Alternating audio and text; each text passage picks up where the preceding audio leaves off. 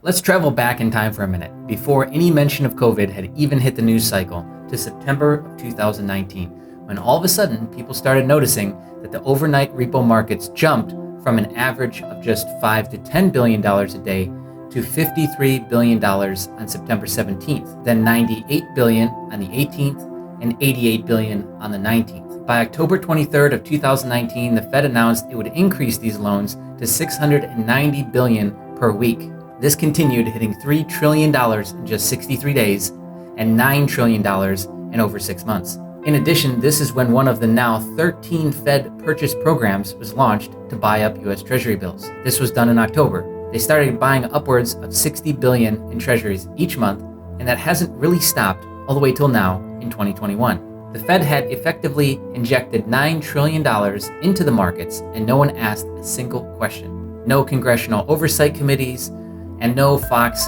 commentary. The money, you might ask, went out to the Fed's primary dealers, which are largely stock and bond trading floors.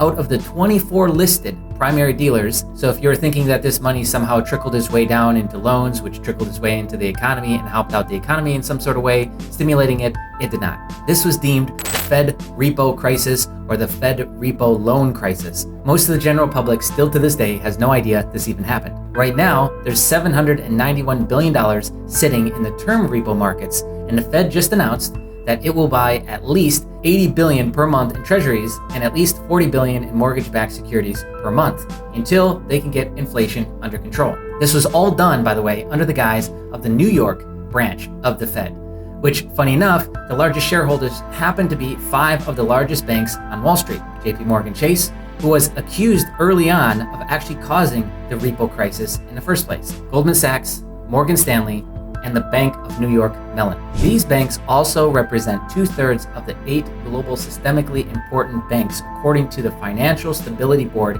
which was formed just after the Great Financial Crisis of 2009. Speaking of 2009, did you know that the New York Fed was given unprecedented powers by the Fed board to create $29 trillion in money to bail out the banks of Wall Street? You might have early on remember hearing stories of 8.8 trillion, 7 trillion is what was reported from CNN early on. That true actual number ended up to be $29 trillion. Kind of seems like a conflict of interest, doesn't it? Fast forward to today, the Fed is still running 13 programs to help stimulate the economy. We printed off 21% of the circulating supply of US dollars in 2020 alone. That's 1 in every 5 US dollar bills in your pocket was printed off last year.